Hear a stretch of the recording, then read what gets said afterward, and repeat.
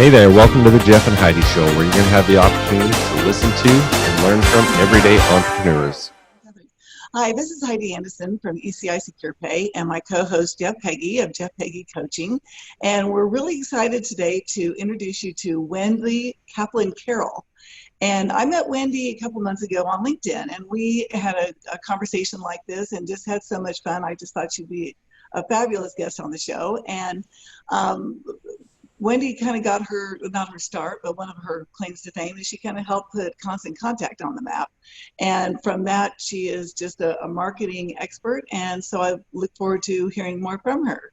So without further ado, here's Wendi. Thank you, Heidi. It was so great the way we met, and Jeff, now to meet you as well. It was a connection on LinkedIn. I mean, social media does work. So I'm really excited that you've invited me to be part of this. I am a newly minted entrepreneur. Earlier this year, I started a agency called Sound Business, and I founded it with an old friend and partner of mine.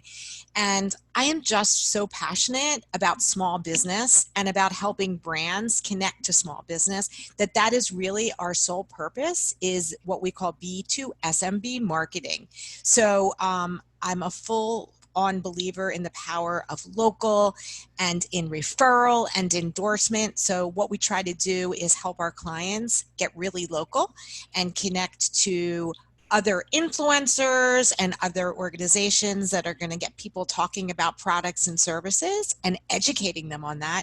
And sometimes we even use radio and podcasts to market what we're doing around the different campaigns. So, yeah. So I appreciate you saying that I was part of the Constant Contact, getting them on the map. I was definitely part of a team, but I was really, really excited to have had that experience. I was there for 10 years almost, and we calculated that we talked to over 1 million small businesses face-to-face doing what we called edu marketing, which was really about teaching people what email marketing was all about.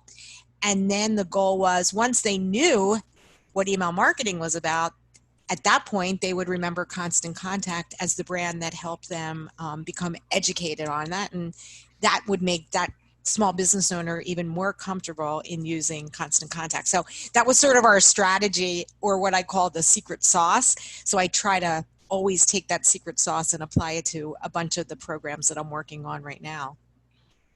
That's excellent. I'm excited to have you on with us, Wendi. But just to start off, just in case we have listeners that don't understand some of the lingo, do you want to explain, first of all, what B2B is and what B2SMB is? Sure. So B2B is business to business marketing.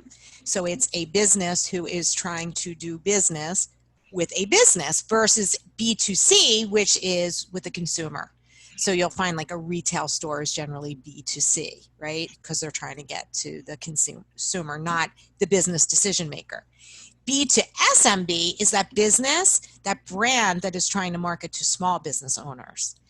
So it's interesting because there's so many different categories. Let's say definitions. Sometimes my words get fumbled. There's so many definitions of what a small business owner is. I guess I like to refer to it in my own mind as a business that maybe has less than 50 employees, even those micro small businesses that are 5 employees or less. So that B to SMB is that brand that's really trying to connect with that small business owner. Thank you. Appreciate that.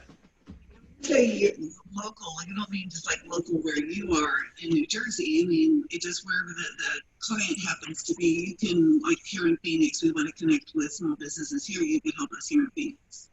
Right. It's where, right. And that's a really interesting point. Local is wherever your customer is, right? So for many brands, they're all over the country. And what's interesting is in each different market, local looks different.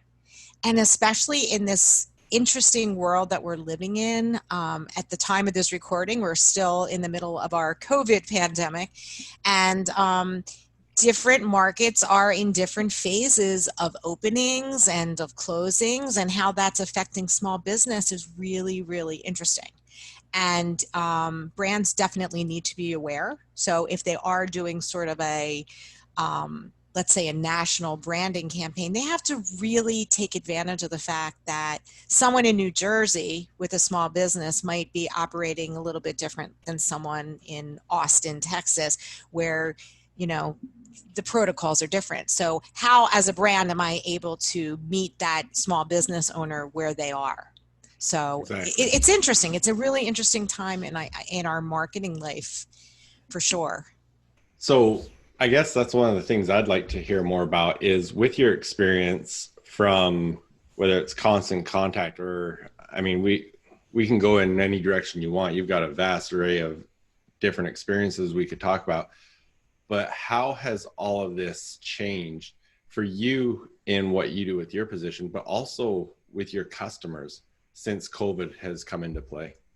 Well, it's been interesting because every month it's something different, right? And you Right. have to be able to pivot and be able to move quickly. So what we're finding is that people are actually open to actually testing things a little bit more right now, because it's like, what do we have to lose if we think we can make a difference?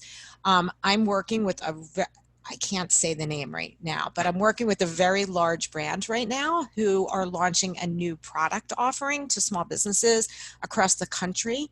And they've realized the importance of small business. I mean, this brand generally had just been really just, let's say, promoting to the general masses, but they realized it was really important for them to have a small business message, and they've retained my team services to do grassroots marketing for them. So we're talking to all those small business organizations that make a difference. You guys familiar with SCORE and the SBDC, the Small Business Development Centers?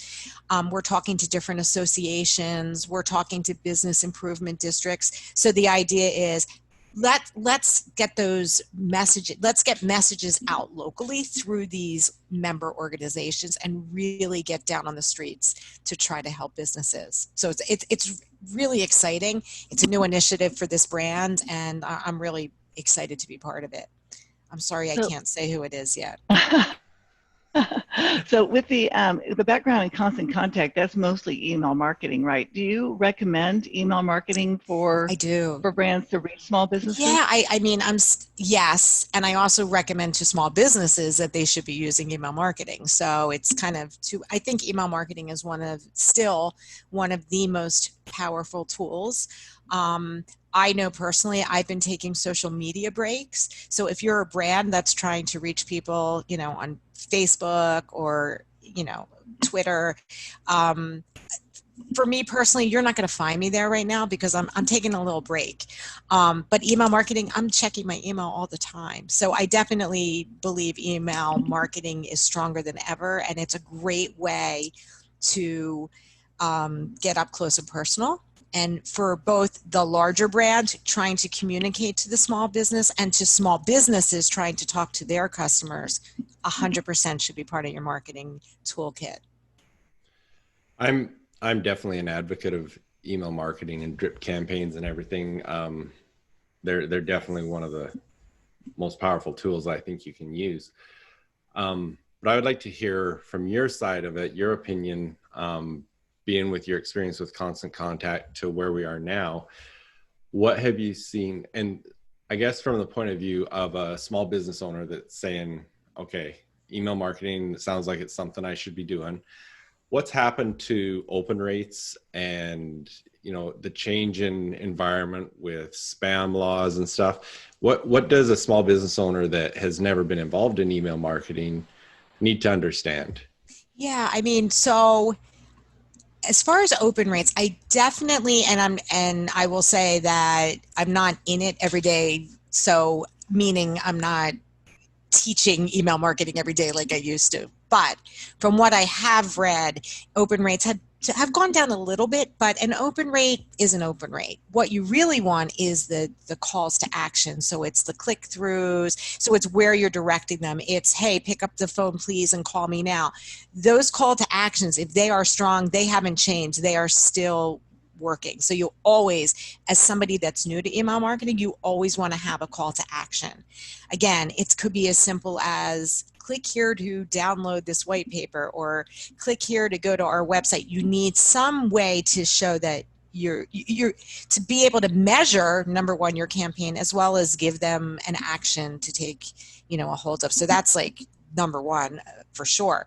But you should also remember mobile technology has changed email marketing. Most people are viewing on their smartphones. So you want to keep your emails kind of short and maybe one graphic, one image, because again, you're going to lose people's attention. They're not going to be scrolling down. And always make sure that your information is valuable and you're not just sending them stuff because you just want to hear yourself talk, is what I used to tell people. Don't talk, listen, but really be sending them valuable information. How do you make sure that your emails don't end up in spam? Well, I mean, there's best practices that you want to be following. So you want to make sure that, the simplest things, not a lot of spelling errors, in the subject line. You don't want to have, lots and lots of symbols and all kinds of crazy stuff because, spammers do that a lot. You also, and this is what a lot of people get wrong, email marketing is really about communicating with people that have given you permission to stay in touch with them. That's the best kind of email marketing. It's not really, I see a lot of people doing mass cold calling emails is what I call them, like just sending mass emails to people that they maybe obtained a list. When you start doing a lot of that type of activity, that's when people are not going to know who you are and they're going to mark you as spam. And that's when it really hinders your email success. Because that can get you kind of shut down too, right? Oh, 100%. Yeah. So like, it's something like if you were sending to a couple of your clients on Gmail and those couple clients marked you as spam on Gmail, the other clients you have on Gmail potentially would not be getting your emails either. So the email service provider you're using, so like Constant Contact, MailChimp, these are email service providers. They're going to get notification if you get too many spam complaints from these servers you're sending to, from these, so you really want to be careful about who you're sending to and try as much as possible. Don't blindly send emails to people you don't know massively. One-on-one, be careful. I mean, I do it too. I do outreach, I send an email to introduce myself, but it's like those mass emails to lots of people that don't know you. That's where you're going to maybe get yourself in trouble. Okay. I guess that's something for small businesses too, is you mentioned you can buy a list. It can be a targeted list, doctors in the Detroit area, something like that, health professionals, something like that. But I think one of the most valuable tools that a business can own is a list that is opted in because they want your information. But, the more businesses I work with, businesses that have had a website for 15 years, and they don't have any way of capturing any information from people that are coming to their website saying, yes, I want to receive information from you. Yeah. So what's your advice on that to your clients on collecting emails? And always give them a way to get their email address. So it's as simple as putting it on your website, right? Contact us here, join our mailing list. There's apps for your social media where you can be collecting email addresses. When somebody, if you're a new business and you might not have a website yet, when you're having a conversation with someone, simply say, hey, I'd like to stay in touch with you. Can I get your email address? And would it be all right if I sent you a monthly email newsletter? So, ask for permission. That's like just simple stuff that I think we forget to do. In this new world that we're living in, potentially people aren't going to retail as much, and a lot of people are setting up their own Shopify stores and doing their own e-commerce. So you want to be able to, right there, you can set up, someone buys pair of earrings before they leave that purchase, make sure that you get their email address and tell them they're being added to an email list for future correspondence. So lots of tools and gadgets out there to collect those email addresses. And you're right, Jeff, it's a really valuable commodity to have a great opted-in email list. I know a local business, it's a yoga studio, and many, many years ago, my colleague bought this studio, and what she bought was a really beautiful studio. But she also saw that what came with the studio that made it even more valuable was an opted-in email list of a ton of prospects and members. So and she does a great job staying in touch with them and sending out beautiful emails and letting them know what's going on. So yeah, it's a powerful tool. Very cool. Now, if you're not that great at writing emails and you're not a marketing person, you're like me, more of a numbers person. Do you actually like write the emails, for me, or do you just kind of like coach me through that? How does that part work? So I mean, my business, we're generally working with larger brands that have email marketing people that are creating content. But when I do have engagements with smaller companies, absolutely, we can help you create the emails. But here's the deal. The beauty of an email, it is that it allows the business to be authentic, right? And why do we as consumers do business with brands, products, and services? Because we know, trust, and like that particular brand, product, and service. So what's so great about email is you can just really reflect the personality of your brand. And I think even if you're not like you think, and Heidi, you can write, what you know, and you can write about it. Just it doesn't have to be, you're not writing a novel, you're writing some tips and hints and tips about things. You can share content that Jeff wrote, and give him the credit for it. But just let your personality show and let your business's personality show. And again, it's all about engaging and growing and building those relationships. And I think that that's so powerful. That's so powerful. Heidi, you could be very natural at it. You just include a spreadsheet and you would tell people what the spreadsheet was about. Yes. Seriously.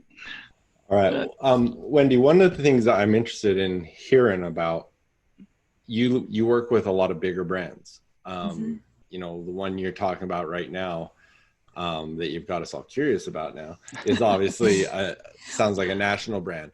But before we got on, we started talking about local business, doing local and stuff. So give me your thoughts on that, on all of it, including what's happened through the pandemic, and just what are your thoughts? Yeah, so we all know that local entrepreneurs are like the foundation of our country and our economy. So what I've seen is just people having an incredible ability to pivot. It's pretty amazing. So over the summer, during the quarantine, the height of it here in New Jersey, actually it started in the spring, I created an online program, free coaching, business coaching. We called it Evolve Your Business, and we met every week, and it was all entrepreneurs who were trying to make it through. And it was just amazing, the resilience that people had, the creativity that people had, the encouragement we were giving each other. So I think community is really the key, and building that community and having resources available to you. So I do a lot of work with organizations and associations that support small businesses or particular categories of business. And I think in conversation with those organizations, for them, it was the ability to really become a resource. I'm making this up as an example, but yesterday I was talking to, well, actually I'm not making it up. It really was a conversation, but I was talking to, in New York City, they have something like over 100, what they call business improvement districts, BIDs. They all operate differently, but they all have the same goal, which is really to support commercial businesses, retail, even the residents of that area.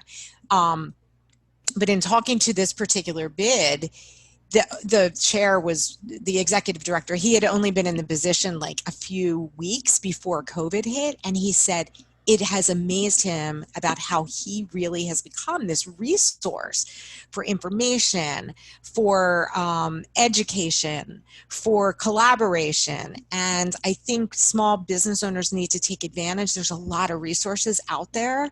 There's coaches and stuff who are providing lots of resources one-on-one, but there's your Chamber of Commerce, there's the SBDC centers, the small business development centers. There's like over 100 of them throughout the country, the business improvement districts in New York City. Wherever you are local, there are different organizations, and I really, really strongly encourage small business owners to find their tribe, to find those organizations, because they're well worth, if there's a fee to join or not, it's really well worth your time.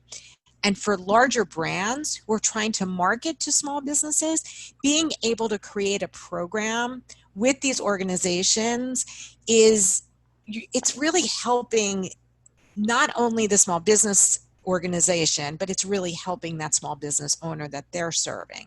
So I strongly encourage, and I mean, that's what we do. We connect brands to these organizations, but there's so much ability to have an influence and really give back through collaboration. So I think that one of the greatest lessons I've learned and continue to throughout these past couple months is collaborating and getting creative and not being afraid to partner and really helping each other out. Yeah, they have they have one here, Arizona. It's either Arizona Local First or Arizona First Local. I can't remember, but it's a really good organization. And I know that I get things from them, like through the whole COVID thing, and about the PPP, getting the loans, getting the EIDLs, and all that type of information. They're very resourceful about that, and that's been helpful, I think, for a lot of small business owners, because that was also confusing. Yeah, 100%. And if you're like, if you're a business and you're looking at ways like, how can I help my community? Like getting involved with these organizations, number one, as a member, but also become involved, right? Become a thought leader, provide office hours for the members. If you're an accountant and you want to help them learn how they can get the PPE loans, offer some office hours to people for free, just to give back. And I mean, that I always believe that when you give back, it comes back to you. Like, don't expect it, but it will come back to you in amazing ways. Like I always tell that to people. There's a term, it's a Yiddish word, and it's called being a mensch. So a mensch, and a mensch is a good person. That's what it means in Yiddish. So I always tell people that you need to be a mensch marketer and give back, because you feel good about it and you're helping somebody, and you never know that's just good vibes out there. And I think as a business, that's always what I tell people: be a mensch, give back. Don't be afraid to give things away for free. Yeah. I think that's great advice. That was actually a conversation I was having with another coach just recently. And that was one of the things he mentioned is he found, when he was doing strategy calls, the more he gave away secrets or whatever it was, the more he helped, the more those calls turned into clients. Because I know a lot of people are like, well, I can only do so much because I don't want to give them all my secrets if they're not going to end up paying me. But and it's, the old Zig Ziglar quote, you can get anything in life that you want as long as you help enough other people get what they want. Yeah. And so I totally agree with you. Thank you for that. And also something else I've learned over the last, I'm like building a business in the midst of a national crisis. I was like, what am I thinking? But I really, I just said, you know what, I'm going to be comfortable reaching out to my network, reaching out cold, reaching out warm, just having conversations with people. And I think it's been interesting because as much as I'm annoyed of seeing myself on a Zoom, it's been a nice way to get to know people. You know, we're all sitting there. Like right now, I have my 15-year-old in her room in her chemistry class or something, right? And I'm just waiting for her to bounce in the room saying, help. But we're all kind of working in this new world of obstacles and managing and getting through. And it's been fun to get to know people this way as well, right? So there have been some advantages, and I guess I've become fearless in certain ways. I hate cold calling so much, but I just hate it. But and I love talking. It's just the dials. And I was at one point through the last couple of months, I was like, I wasn't making the calls, and I'm building a business myself. And a friend said, just do it. Make it a game. You have great value that you're offering people. Don't be afraid to share it. Be that mensch. So I started picking up the phone, and and that energy and activity started to manifest other opportunities. So it really does work. that mindset, and just go for it. Just go for it. It's amazing what just taking action will do with your momentum. Yeah. Absolutely. I'm not so happy about my my video workouts that I've been doing. My gym is closed, so well, they are doing outside classes now, but I'm still I like so I have to put that mindset of making sure I get up every day, turn on the live and do it. But yeah, just do it. Telling him, if I don't do it first thing in the morning, it's not going to happen. No, me either. I'm too tired. Yeah. Yeah. There's nothing like a good morning workout. You feel so like ready to go. Going. Yeah, absolutely. Yeah. Best way to start the day. So on a personal level, what has been the biggest aha or lesson you've learned deciding to start a new company during a pandemic? So, and now I'll get emotional. I'm a crier. But my father died last November. And he had always, and my mother died like 15 months before them. So my parents aren't with us anymore. And they were both in the last years of their life trying to encourage me to do my own thing, do your own thing, do your own thing. They were both entrepreneurs. They owned an insurance business, and they worked together. My mother worked at home before it was cool for people to work at home, but she did. I don't know how even possible, because she had a typewriter and a telephone, and they ran an insurance business. But after my father passed, I sat back and said, I think he's right. Like, it's time. And I reached out to a friend of mine who we had talked about it for years, about this whole vision that we had. And we said, you know what, let's go for it. I mean, you got your parents' blessing. How much more can you want, right? So I guess the biggest lesson I learned is that it's not easy, but it sure feels good as you start making those goals start happening. And yeah, a lot of stuff's going to get in the way. I do not like having my child not in school, and that causes, like, as a working mom, that's a whole other story. But yeah, it's just, I guess I'm feeling stronger as I've been managing through all of this in certain ways. So it keeps me motivated. Excellent. I feel, and I try to stay connected to people who are in that same space. Like how we met on LinkedIn. Have you been using LinkedIn to connect? Yeah. But what's happening lately? We have a very big project that I'm so focused on that I'm not. Now, this is a lesson. I'm not doing my continual networking and prospecting.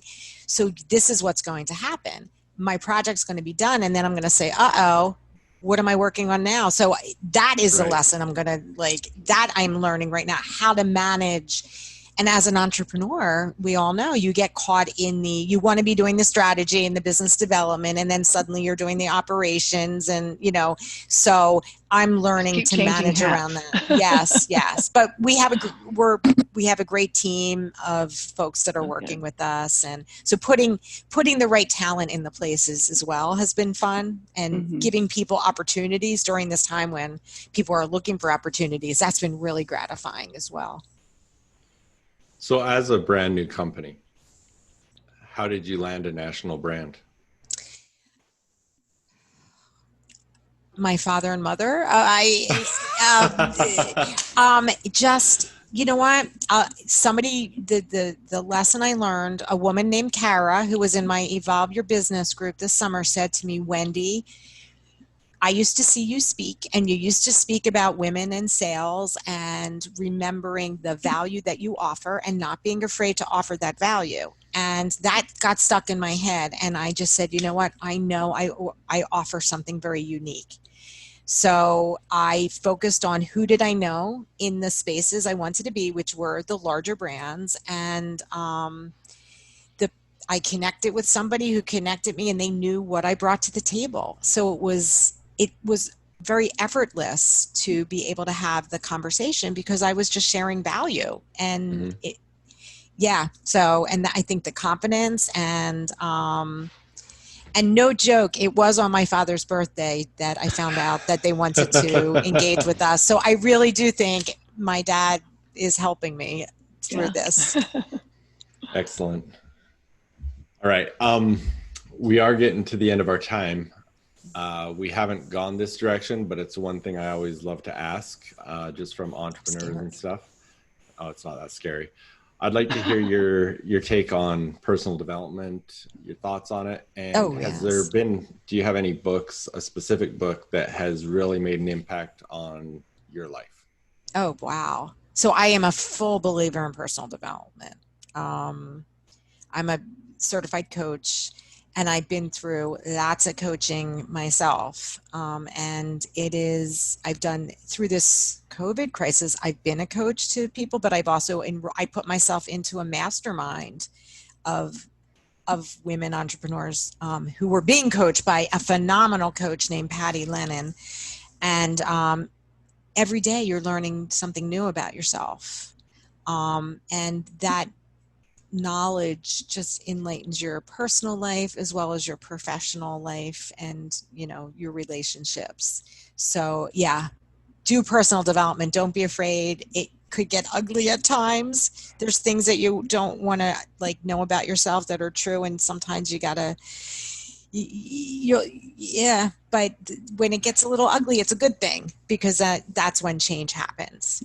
As far as a book, I'm trying to remember. I was reading a lot of novels this last months, but a book, yes, there is one.